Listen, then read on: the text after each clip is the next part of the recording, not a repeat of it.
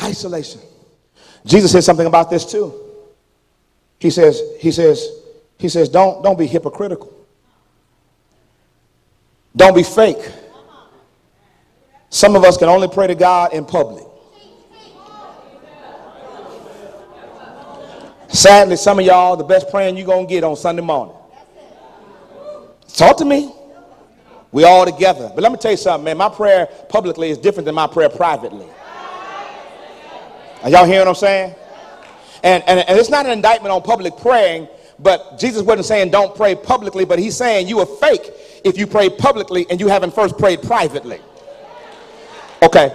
If you praying, and it's not just prayer in the context of prayer, prayer is also worship. He's saying if your worship is only at its best when everybody around to see you lift up your hands and to hear you say hallelujah and watch you run around the church. Talk to me, somebody. If your praise and prayer is at its best because other folk looking at you, Jesus said, well, you got your reward. Your reward is folk clapping for you, but you're going to miss out on me blessing you and rewarding you and opening doors for you and moving mountains out of the way for you. If your prayer is predicated on folks saying, oh, how blessed and pious and holy they are, you missed the boat. He says, man, bump all that public prayer. First get your behind in your closet and close the door and talk to the Father who hears and sees in secret and will reward you openly. Now my closet is small. And what I mean by that, it ain't puny, but it's only big enough for me and Jesus. I may call your name, but you can't come in there with me.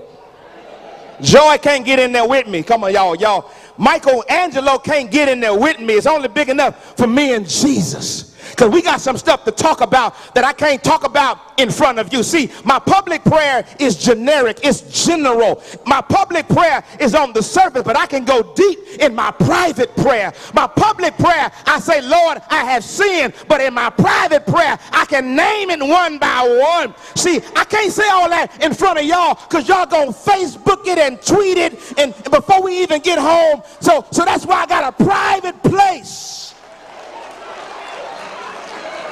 Now don't miss this, because some of us, and I've seen it done, and I'm not criticizing it at all. I'm just hoping you still understand the real meaning of it.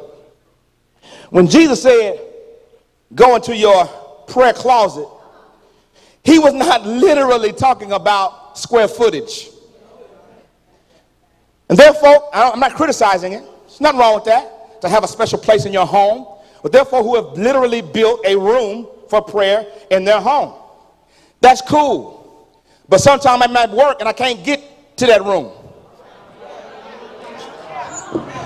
Sometimes I'm on vacation.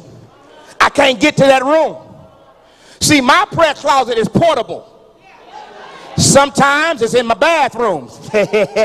Sometimes it's in my car. Talk to me, somebody. Sometimes it's in the grocery store. See, wherever I am, my prayer closet is with me. And I know how to isolate and sometimes insulate myself to talk to God. If you want to be triumphant in your prayer, it has to have anticipation. But there are times when you have to have